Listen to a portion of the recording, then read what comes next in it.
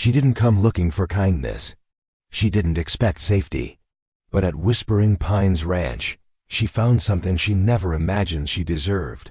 And just when healing seemed possible, the past rode back into town. Thank you so much for watching and for all your comments. Let me know at the end if you like the story, and where you're watching from, and why you're following this.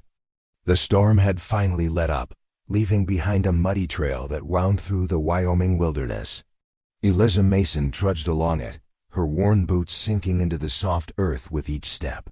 Her face, partially hidden beneath a wide-brimmed hat, bore the marks of a past she refused to speak of, a thin scar across her right cheek and another that disappeared beneath the collar of her coat. The rain had soaked through her threadbare jacket, and her fingers trembled from the cold as she clutched a small leather satchel, all that remained of her former life. According to the sign she'd passed 2 miles back, Whispering Pines Ranch was just ahead. Her last hope. The ad in the newspaper had been simple: ranch hand needed, room and board provided. No questions asked. It was the last part that had caught her eye. No questions asked. That's what she needed more than anything, a place where her past wouldn't matter. As the path curved around a stand of pines, Eliza caught her first glimpse of the ranch house. It wasn't grand by any means, but it was solid. A 2-story wooden structure with a wide porch and smoke curling from the chimney. Several outbuildings dotted the property, and in the distance, she could make out a herd of cattle grazing on the hillside. Before she could gather her courage to approach, a deep voice called out from behind the barn. "You lost, miss?" Eliza turned to see a man in his early 40s emerging from the shadows. He was tall and weathered, with dark hair streaked with silver at the temples. His eyes, a clear gray like the sky after rain, assessed her without judgment. "Are you Mr. Sullivan?" she asked, her voice steadier than she felt. "That's right, Jackson Sullivan." He wiped his hands on a rag and stepped closer. "And you are?" "Eliza Mason. I've come about the position, the ranch hand position." His eyebrows rose slightly, but he didn't comment on her gender or appearance.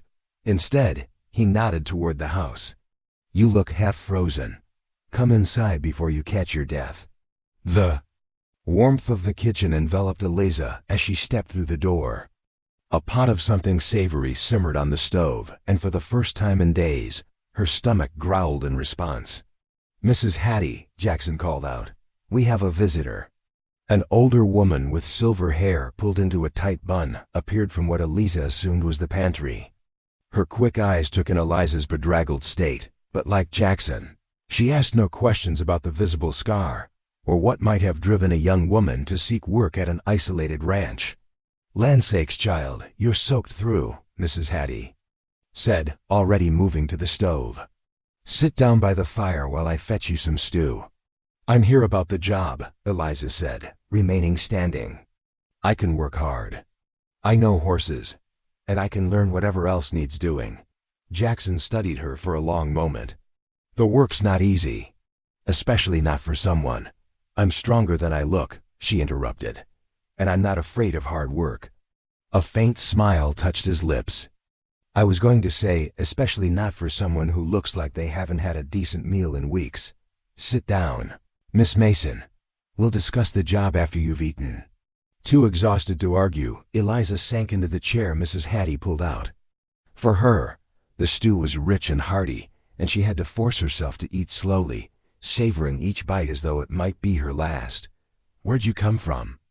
Jackson asked as he sat across from her, nursing a cup of coffee. Eliza tensed, her spoon pausing halfway to her mouth. "East," she said vaguely. "Does it matter?" "No," he replied, and something in his tone made her believe him. "What matters is whether you can do the job. Can you ride?" "Since I was a child." "Handle cattle?" "I worked on my father's farm until—" She stopped abruptly. "Yes, I can handle cattle." Jackson nodded. "The room's small, above the barn. It's not much, but it's warm and dry. You single quotes read ... offering me the job?" Eliza couldn't hide her surprise. "Trial basis," he clarified. 2 weeks. If it works out, you stay. If not, no hard feelings." Eliza set down her spoon, suddenly wary. Just like that? You don't want to know anything else about me? Jackson's gaze met hers, steady and clear. Miss Mason, everyone who comes to Whispering Pines has something they're running from, or something they're trying to forget. I don't need to know what. Yours is. All I need to know is whether you can do the work and whether I can trust you not to steal the silver.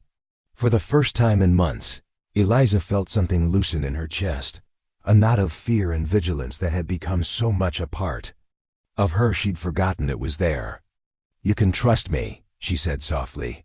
Good enough for me. Jackson stood, draining his coffee cup.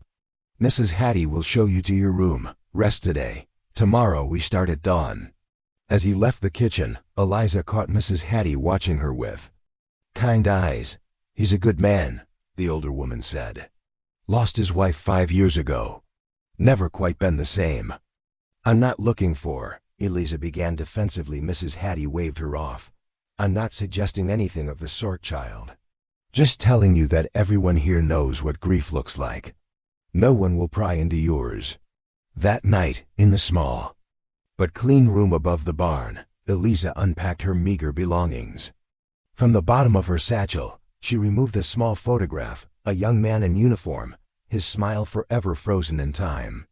Her brother, James, dead now, like the rest of her family. She traced the edge of the photo, then carefully placed it beneath her pillow. Tomorrow would be her first day at Whispering Pines Ranch. A new beginning, perhaps. Or at least a pause in her flight from the past that haunted her. Outside, the wind whispered through the pine trees, a soft, soothing sound that eventually lulled her into the first peaceful sleep she'd had in months. The first rays of dawn had barely crested the eastern hills when Eliza made her way to the main house. Her body ached from yesterday's journey, but she was determined to prove her worth. The morning air carried a crisp bite, promising another cold day in the Wyoming wilderness. As she approached the kitchen door, she caught the scent of coffee and bacon. Inside, Jackson sat at the table, reading what appeared to be a ledger by lamplight. He glanced up as she entered, nodding in acknowledgement. You're punctual, that's good. He pushed a mug toward her. Coffee's hot. Eliza accepted the mug gratefully, wrapping her fingers around its warmth. What will I be doing today?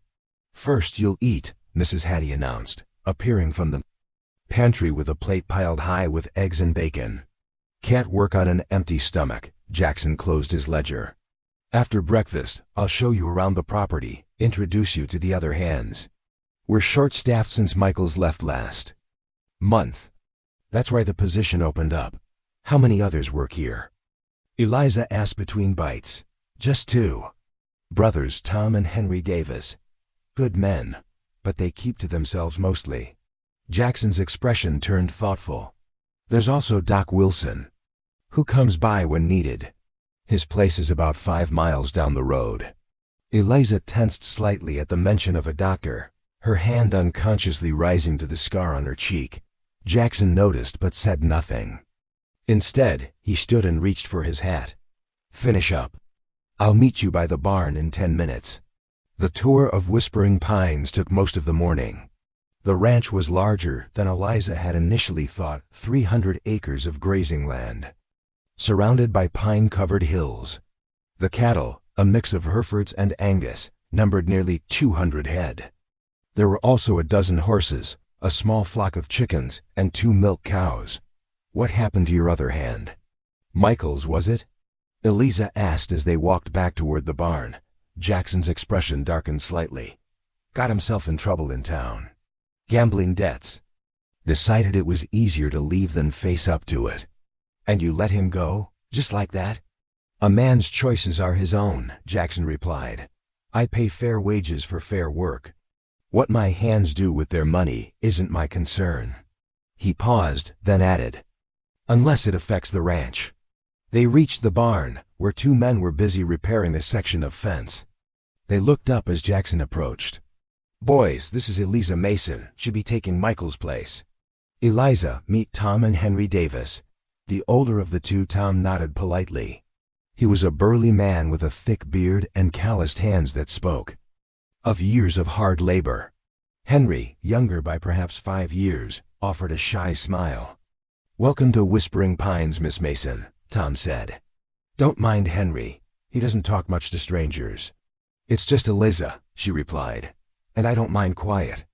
Jackson gestured toward the corral where several horses grazed. "You said you can ride. Let's see what you can do."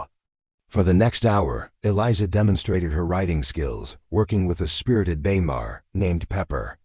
Despite her exhaustion, she felt a sense of freedom as she guided the horse through various exercises. Jackson watched silently, his expression giving nothing away. When she finally dismounted, he approached, leading his own horse, a powerful black stallion. "You ride well," he said simply. "Tomorrow, we'll start moving the herd to the north pasture. It's a 2-day job. Think you're up for it?" Eliza nodded, stroking Pepper's neck. "I'll be ready." That evening, after a simple but filling dinner, Eliza sat on the small porch outside her room above the barn. The sun was setting behind the mountains, painting the sky in shades of gold and crimson. From her vantage point, she could see most of the ranch spread out before her, the main house, the corrals, the fields beyond. The sound of footsteps on the stairs made her turn. Jackson appeared, carrying a bundle under his arm. "Mrs. Hattie, thought you might need these," he said, holding out the package. "Some of my late wife's things. They should fit you better than what you have." Eliza hesitated before accepting the bundle. Inside were several practical dresses, a warm woolen coat, and undergarments, all simple but well made. "I can't take these," she said softly. "They're just gathering dust otherwise." Jackson's voice held no emotion, but his eyes betrayed a flash of old pain.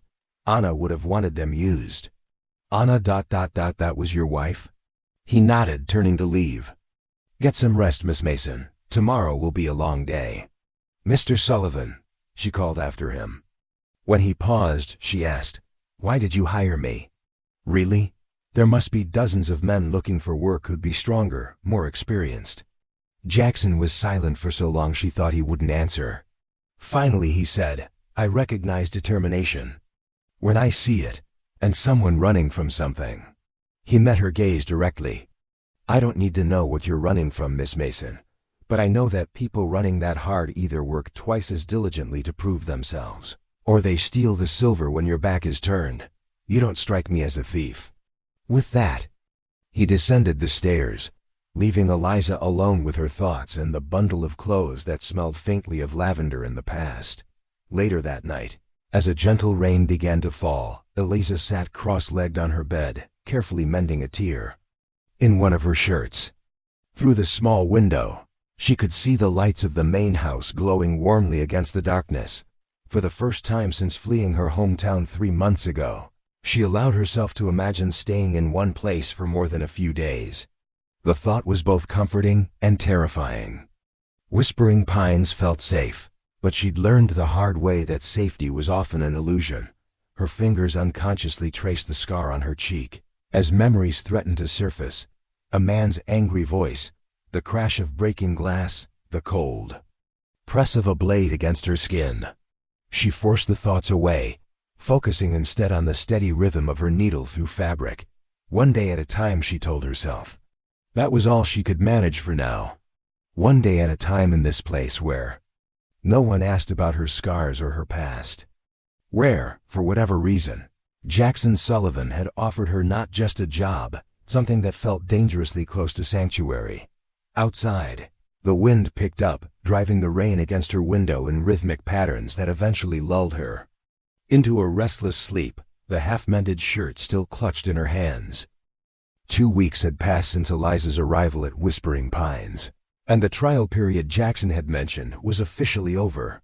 She had proven herself capable, working from dawn until dusk alongside the Davis brothers and Jackson himself. Her hands were blistered and her muscles ached each night, but there was satisfaction in the exhaustion, an honest fatigue born of worthwhile labor. This morning, she rose before dawn as usual, dressing quickly in one of Anna Sullivan's old work dresses that Mrs. Hattie had altered to fit her slender frame. As she made her way to the main house, she noticed Jackson already in the corral, working with a young colt that had arrived just days earlier. She paused to watch him. His movements were patient and deliberate as he guided the nervous animal around the enclosure. There was a gentleness to him that belied his rugged exterior, a quality she'd observed in his interactions with the animals, and, occasionally, with her as well. "He's good with the difficult ones," Mrs. Hattie commented, appearing beside Eliza with a basket of freshly gathered eggs. "Always has been. The colt seems wild," Eliza observed. "Oh, he is. Came from the Carson place after old man Carson passed. His son had no use for an untrained colt." Mrs. Hattie shook her head disapprovingly. Jackson couldn't bear to see him sold off to just anyone. They watched as Jackson spoke softly to the colt, his hand extended palm up. After several tense moments, the animal cautiously approached, nostrils flaring as it caught his scent.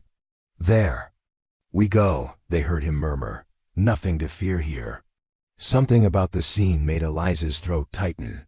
She turned away, following Mrs. Hattie into the kitchen where the warmth and familiar sense of breakfast cooking provided a welcome distraction. As she helped set the table, Eliza realized that today marked exactly 2 weeks since her arrival.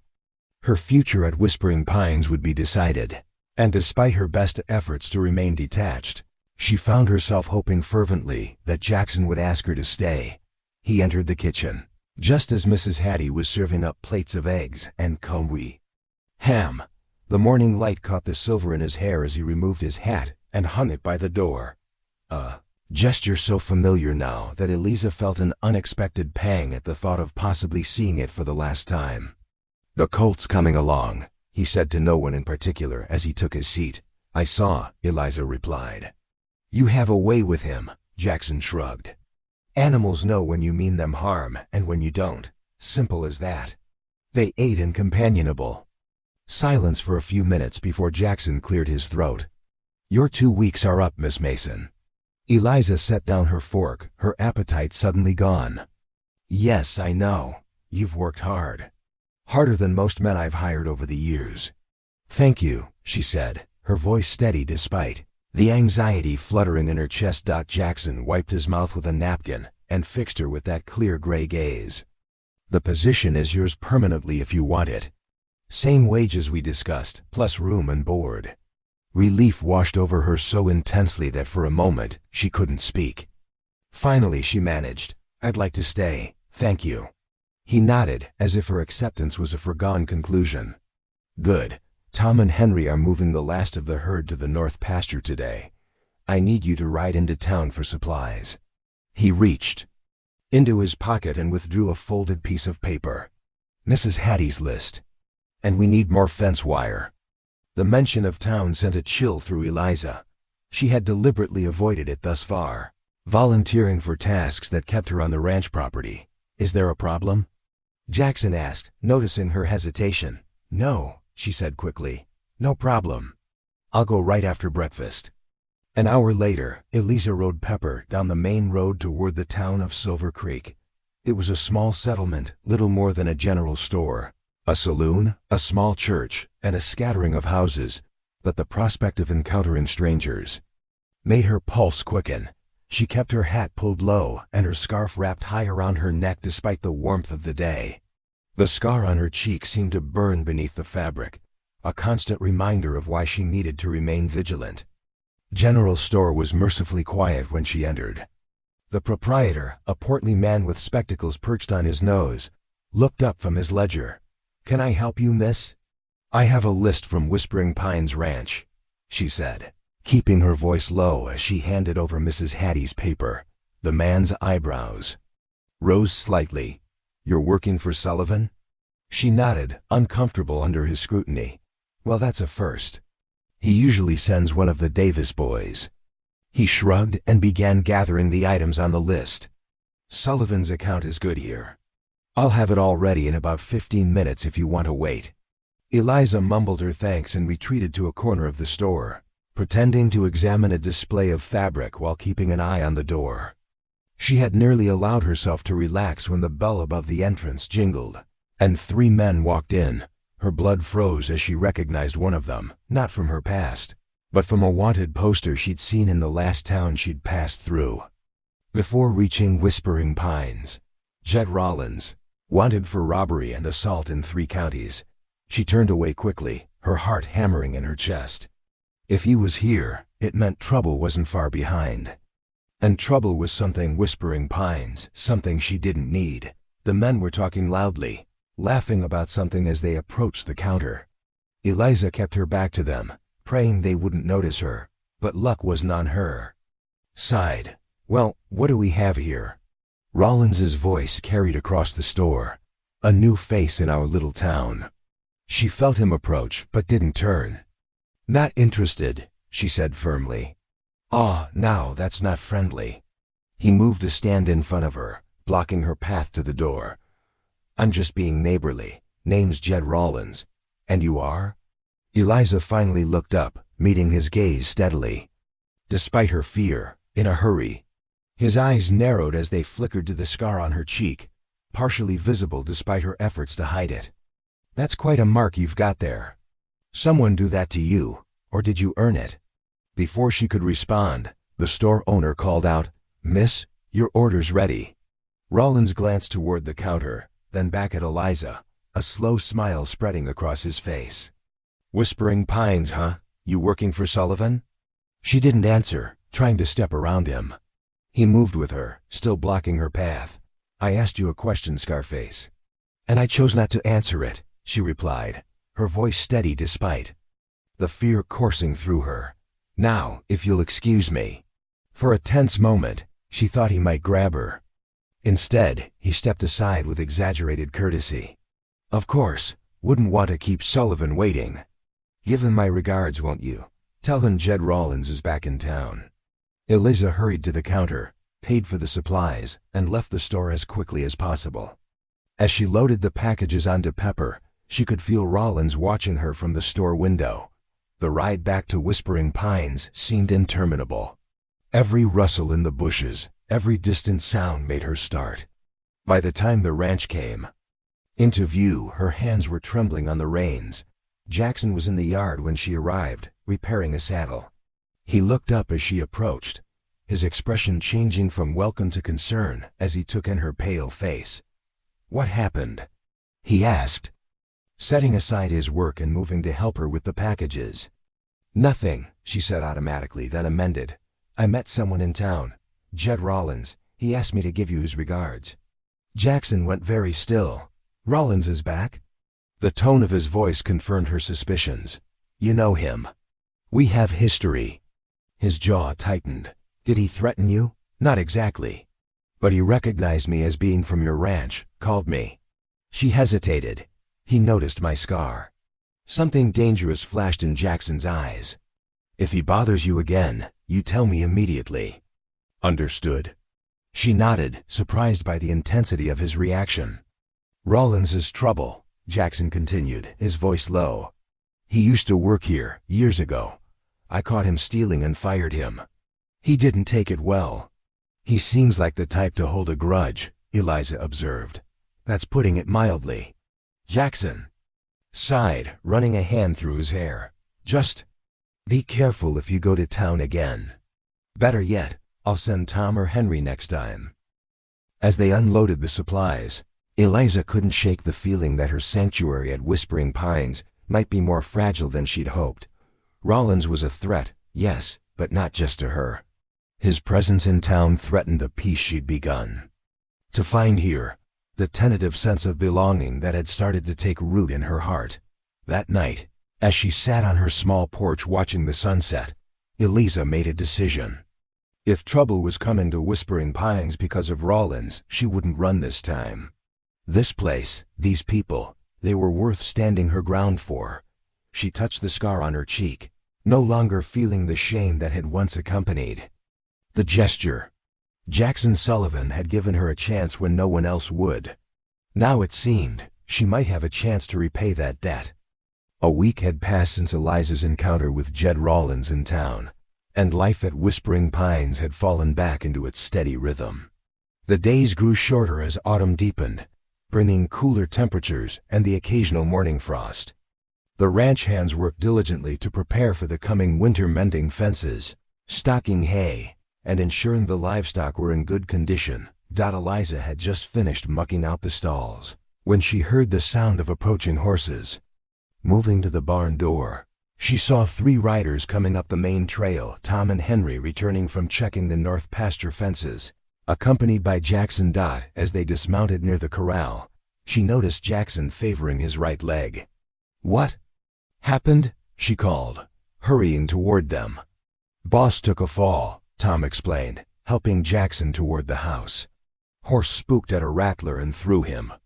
"I'm fine," Jackson insisted, though his grimace belied his words. "Just twisted my knee." "Mrs. Hattie will want to send for Doc Wilson," Henry said, speaking up for one of the few times since Eliza had arrived. "No need for that," Jackson argued. "It'll be fine by morning." But by the following day, his knee had swollen considerably, and Mrs. Hattie put her foot down. "Either Tom rides for the doctor, or I'll go myself," she declared, hands on her hips. Jackson relented, and by mid-afternoon, Doc Wilson's buggy pulled up to the house.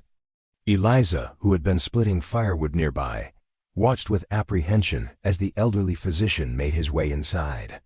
She had managed to avoid meeting him thus far, and the prospect of encountering a doctor, even one who wasn't looking to treat her, made her uneasy. She continued her work, deliberately staying outside until she saw the doctor emerge from the house nearly an hour later. To her dismay, rather than leaving immediately, he headed toward the woodpile where she worked. "You must be Miss Mason," he said, his voice kind. Mrs. Hattie mentioned Jackson had hired a female ranch hand. "I must say, you're doing a fine job with that axe." Eliza set down the tool, wiping her hands on her apron. "Thank you, sir." "How is Mr. Sullivan?" "Stubborn as ever," the doctor chuckled. "But he'll mend. It's a bad sprain, not a break. I've told him to stay off it for at least a week, which I suspect he'll ignore after about 2 days." Despite her nervousness, Eliza found herself smiling. "That sounds like him." Doc Wilson's eyes crinkled at the corners as he returned her smile. Then his gaze settled briefly on the scar on her cheek. Unlike Rollins, there was no malice in his assessment, only professional interest. "That's a clean heal," he commented. "Whoever stitched you up knew what they were doing." Eliza's hand flew to her cheek. No need to explain," he interrupted. Gently, "We all have our stories, Miss Mason. Some are just more visible than others." He tipped his hat. "Good day to you. Take care of that stubborn employer of yours." As the doctor's buggy disappeared down the trail, Eliza stood motionless, unsettled by the encounter, yet strangely comforted by the man's understanding. Inside the house, she found Jackson sitting in the parlor, his injured leg propped up on a footstool. His face was drawn with pain, though he brightened slightly when she entered. "Doc Wilson says you're to stay off that leg for a week," she said without preamble. Jackson scowled. "I can't sit around for a week. There's too much to do before winter sets in. Tom and Henry can handle the fence repairs," Eliza reasoned. "And I can manage the rest with Mrs. Hattie's help." "You don't understand," Jackson insisted. "There's the cattle to move to the south pasture, the last of the hay to bring in. Not to mention—" "I understand perfectly well," Eliza interrupted. "But none of that will get done if you injure yourself further and end up laid up for a month instead of a week." They stared at each other, neither willing to back down. Finally, Jackson sighed. "One day. I'll rest for 1 day, then we'll see." It was a small victory, but Eliza would take it. "I'll bring you some dinner soon," she said, turning to leave. "Eliza," he called after her, using her first name for the first time since she'd arrived. When she paused in the doorway, he added, "Thank you." The simple words carried a weight that made her chest tighten inexplicably. That evening, after ensuring Jackson had eaten and taken the pain medication, Doc Wilson had left. Eliza sat with Mrs. Hattie in the kitchen, planning the next day's tasks. "You've been good for him," the older woman said suddenly, looking up from her mending. "For Mr. Sullivan?" Eliza asked, surprised. "I'm just doing my job," Mrs. Hattie smiled knowingly. "He's been different since you arrived, less solitary." "I've known Jackson Sullivan for 15 years, child." Watched him retreat into himself after Anna died. This is the most engaged I've seen him in years. Eliza didn't know how to respond. She had noticed changes in herself since coming to Whispering Pines, a gradual easing of the constant fear, a tentative willingness to trust again, but hadn't considered that her presence might have affected Jackson as well. Before she could formulate a reply, the sound of horses approaching broke the quiet evening. Mrs. Hattie frowned, setting aside her mending. "We're not expecting anyone." Eliza moved to the window, peering out into the gathering darkness. 3 riders had entered the yard, their faces obscured by the shadows. A sense of foreboding settled over her as one of them dismounted and headed toward the house. "It's Rollins," she whispered, recognizing his swagger even in the dim light. Mrs. Hattie's expression hardened. "That man has no business here. Go warn Jackson while I see what he wants." Eliza hurried to the parlor, where Jackson was attempting to rise from his chair despite his injured knee. "I heard riders," he said grimly. "It's Rollins and 2 others." She confirmed. "Mrs. Hattie's gone to the door." Jackson managed to stand, grimacing as he put weight on his injured leg. "Help me out there." "You shouldn't, Eliza," he cut her off, his voice firm. "I'm not letting Rollins anywhere near this house without facing him directly. Now help me, please." Reluctantly, she offered her shoulder for support, and together they made their way to the front porch, where Mrs. Hattie stood with her arms crossed, blocking the doorway. "Evening, Sullivan," Rollins called from the yard, his voice carrying a mocking edge. "Heard you took a fall. Thought I'd come pay my respects." "State your business and leave, Rollins," Jackson replied coldly. "You're not welcome here." Rollins laughed, the sound sharp in the evening air. "That's not very neighborly, especially when I've come with a proposition for you. I'm not interested in anything you have to offer. You haven't heard me out yet." Rollins stepped closer, his eyes glinting in the lamplight spilling from the house. "I've acquired some land adjacent to yours, the old Miller place. Then thinking it might be nice to combine our operations." Jackson's expression remained stony. "The Miller place was foreclosed on. How did you manage to acquire it?" "I have friends at the bank now," Rollins replied with a smirk. "Times change, Sullivan. Point is, I'm a landowner now, and I'm offering you a chance to partner up before things get competitive." "The answer is no," Jackson said flatly. "Now get off my property." Rollins's smile faded. "You always were too proud for your own good. Think about it, Sullivan. Water rights in this valley are going to be contentious come spring. Wouldn't want to find yourself on the wrong side of that fight." Eliza felt Jackson tense beside her. Water rights were critical for any rancher in this arid region, and a dispute could be devastating. "Is that a threat?" Jackson asked quietly. "Just stating facts," Rollins replied, his gaze shifting to Eliza. "Evening, Scarface. Settling in well, I see." Before she could respond, Jackson took a step forward, nearly stumbling as his knee threatened to give way. Eliza steadied him, her hand gripping his arm tightly. "You speak to her with respect or not at all," Jackson warned, his voice dangerously low. Something shifted in Rollins's expression, a calculation, a realization. His eyes moved between Jackson and Eliza, and a slow, knowing smile spread across his face. Well, he drawled. "Isn't this interesting?" The mighty Jackson Sullivan, taken with a scarred drifter. He laughed, the sound ugly in the quiet evening. "You really do have a weakness for broken things, don't you, Sullivan?" Eliza felt rather than saw the rage that swept through Jackson. His body tensed, and for a moment, she thought he might lunge at Rollins despite his injury. "Mr. Sullivan," she said quietly, squeezing his arm. "He's not worth it." Her words seemed to reach him. He took a deep breath, then fixed Rollins with a cold stare. "You have until the count of 10 to get off my land. After that, I can't guarantee your safety." Rollins held his gaze for a long moment, then shrugged. "Think about my offer, Sullivan. I'll be back in a week for your answer." He turned to his companions. "Let's go, boys. Our welcome's worn out." As the riders disappeared down the trail, Mrs. Hattie muttered something under her breath that sounded suspiciously like a curse. That man brings nothing but trouble. Jackson allowed Eliza to help him back inside, his face tight with pain and anger. Once settled in his chair, he looked up at her, his expression apologetic. "I'm sorry for what he said to you." Eliza shook her head. "I've heard worse." She hesitated, then added, "What did he mean about water rights?" Jackson sighed heavily. "The Miller Place controls access to the stream that feeds our irrigation system. If Rollins has truly acquired it, he could dam or divert the water come spring. It would cripple us.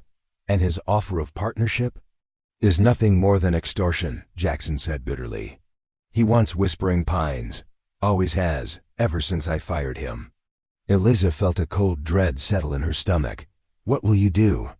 "I don't know yet," he admitted. "But I won't let him take what Anna and I built." He met her gaze directly. "What we've all built." The inclusion of her in that "we" stirred something deep within Eliza, a sense of belonging she had thought forever lost to her. In that moment, she knew with absolute certainty that she would do whatever it took to help protect Whispering Pines. Not just because it had become her sanctuary, but because the people here, Jackson, Mrs. Hattie, even the taciturn Davis brothers, had become something dangerously close to family. Later that night, as she stood on the porch of her room above the barn, Eliza gazed up at the star-filled sky. The vastness above her seemed to mirror the openness she now felt within, a space where hope had begun to take root despite all she had endured. The scars she carried, both visible and hidden, would always be part of her. But here at Whispering Pines, among people who asked no questions yet offered silent understanding, she had found something she hadn't realized she was seeking. Not just a place to hide, but a place to heal.